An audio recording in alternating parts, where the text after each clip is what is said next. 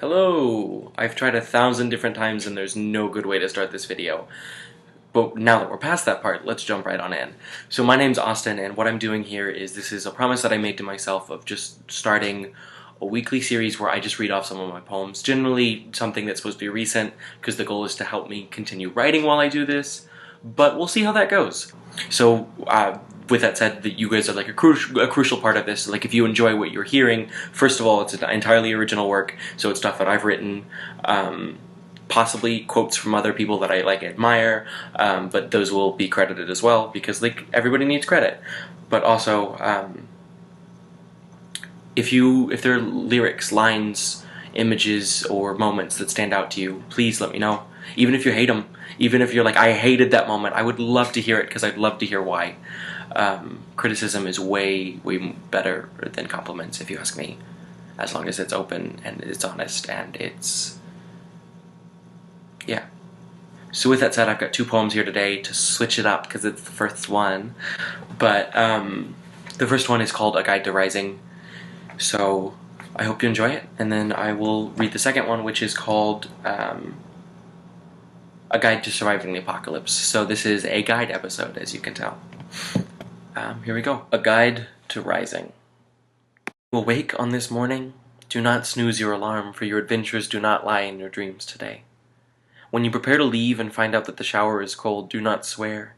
Instead, be grateful for the filth that will be removed from between your toes, behind your ears, and from the crusty cracks of your heart. As you put on your shoes, grab the boots. They know how you feel.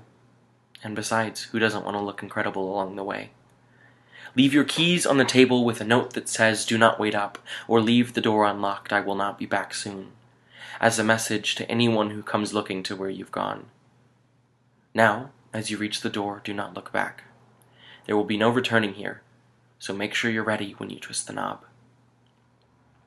The first mile will be the worst. You will still feel the pull back to this life you've known before, but do not let that turn you home yet.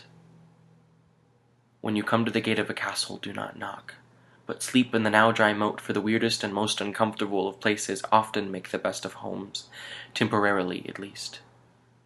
If the knight discovers you on his rounds, do not explain yourself. Remain hidden under the bridge and shout, "Who goes there?"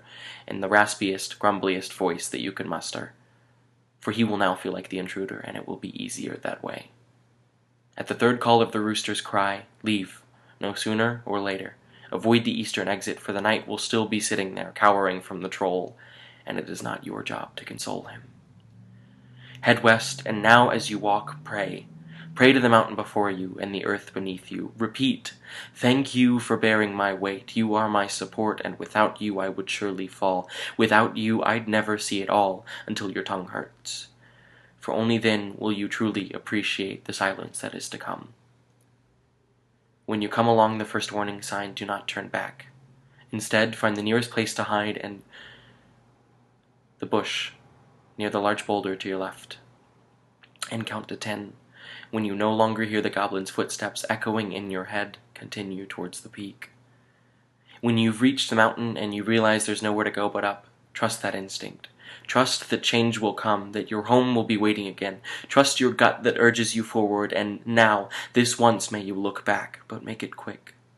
For after being low for so long, it is now your time to rise. A Guide to Surviving the Apocalypse, or When the One You Love is with Another.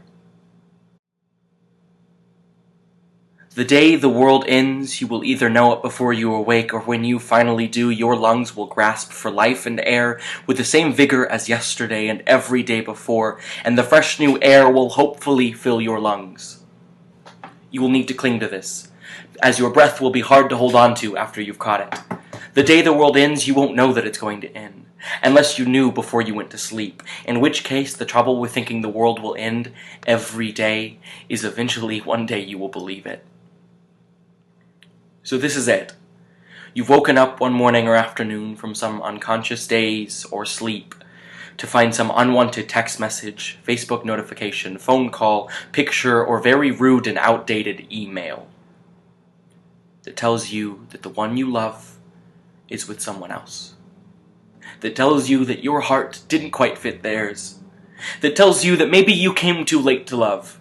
Or maybe you came too early and your over-ambition was confused and misconstrued with clinginess, or a made-up term to describe someone who is not afraid to let you know that you are wanted. Count the tiles on your ceiling, the amount of breaths it takes to make the room stop spinning. Count the amount of tears it will take to fill your room with water, and drown you and all of your memories with it. Count the books on the bookshelves and the amount of times you wished you'd said the words "I love you." Count the amount of steps that it takes for you to get out the door and to start running, and count the amount of times you can say goodbye before you actually mean it. Do it, and do it all. But then stop. Stop before you count to 3 for the final time. Breathe one last time. 7 seconds in, 7 seconds hold, 7 seconds out. Now open your eyes. Your bookshelf is still there with all 17 books. All 21 ceiling tiles are still in place, and the 25 steps to the back door are still in order. Count your blessings, because you are a survivor. We are all survivors of something until we aren't. But you survived the day. You survived the end of the world. And I'm proud of you. I'm proud to be a survivor with you. Or at least that's what I thought. But one problem with thinking the world is going to end is when it doesn't.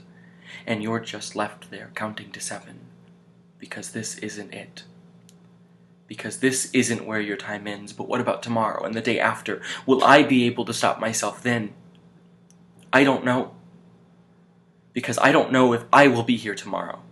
But I do know that I will not write an obituary for each and every one of you. I will not scribble down more names on my list of people who didn't survive the apocalypse, because I've already begun to count my blessings and you are among them. And I don't want to cross any more off. Okay? Because not everyone can say they survived the end of the world, and that they did it every day until they didn't need to anymore. And I would rather know that I was a survivor for each day until the one day that the earth decided to take me back home. Because it may take a lifetime for us to not regret our choices, and I will wait my time. But it only takes 21 seconds to breathe at the end of the world. Hi again, thank you so much for watching this. It really means the world. And I will post another video soon. And if you enjoyed what you saw, you hated it, whatever, please feel free to leave a comment, anything. I would love to hear from you. Otherwise, have a great rest of your week, and I will hopefully see you again later this week and beginning of next week.